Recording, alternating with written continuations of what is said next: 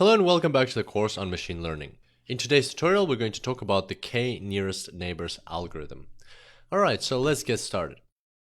So let's imagine that we have a scenario where we have two categories already present in our dataset. So we've identified two categories, and one is category 1 on the left, which is red, category 2 is green on the right. And for simplicity's sake, we're just going to take into consideration two variables or two columns in our dataset. So all of this grouping is happening based on these two columns, x1 and x2. And now let's say we add a new data point into our dataset. The question is, should it fall into the red category or should it fall into the green category? How do we decide that? So how do we classify this new data point? Do we classify it as a red data point or a green data point? And that's where the k-nearest neighbors algorithm will come to assist us. At the end of performing this algorithm, we'll be able to identify whether it's a red or green point, and in this case, the point turned out to be red. So how does the k-nearest neighbor algorithm work? How did it do that? Well, we're going to build a step-by-step rule guide to the KNN, and after we've built it, we're going to actually perform it manually to see how it works. And as you'll see, it's a very, very simple algorithm. All right, so the first step is to choose the number k of neighbors that you're going to have in your algorithm. So you have to identify whether k is equal to 1, to 2, 3, 5, or some other number.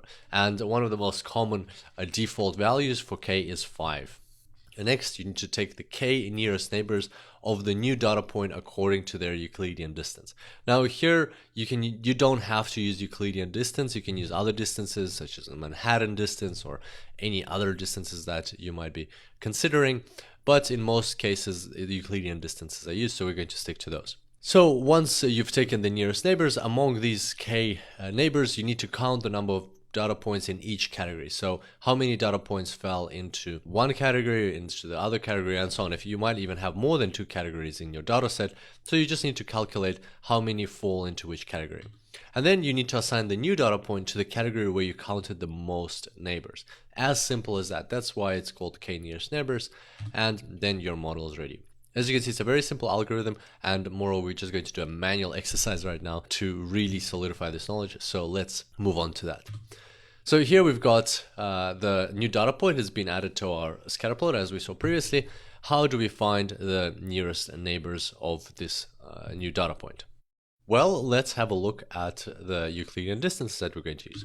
So Euclidean distance is a very basic type of distance that we define in geometry. It's the one we use in geometry, and basically if you have 2 points over here, P1 and P2, then the distance between the 2 points is measured according to this formula. So x2 minus x1, the difference between the x coordinates and then squared, plus the difference between the y coordinates squared, and then you take a square root out of all of that. And that is basically, if you look at it this way, it's a right angle triangle, and so you're taking one cathetus and you're squaring it, you're taking the other cathetus and you're squaring it, you're adding them up, you're taking the square root, and that gives you the length of the hypotenuse. So there we go. That's how Euclidean distance work.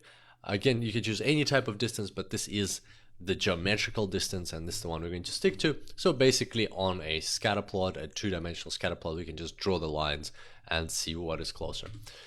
So here's our new data point. How are we going to identify which are the closest 5 neighbors? So basically, we just look at them and we see the distances here. So we can see that's the closest one. That's probably the second closest one, third closest, fourth closest, fifth closest. So let's outline those. There we go. So now all we have to do is step 3, among these k neighbors, count the number of data points in each category. You can see in category 1, in the red one, we have 3 neighbors. In category 2, we have 2 neighbors. So therefore, step 4, assign the new data point to the category where you counted the most neighbors. That means we need to assign it to the red category.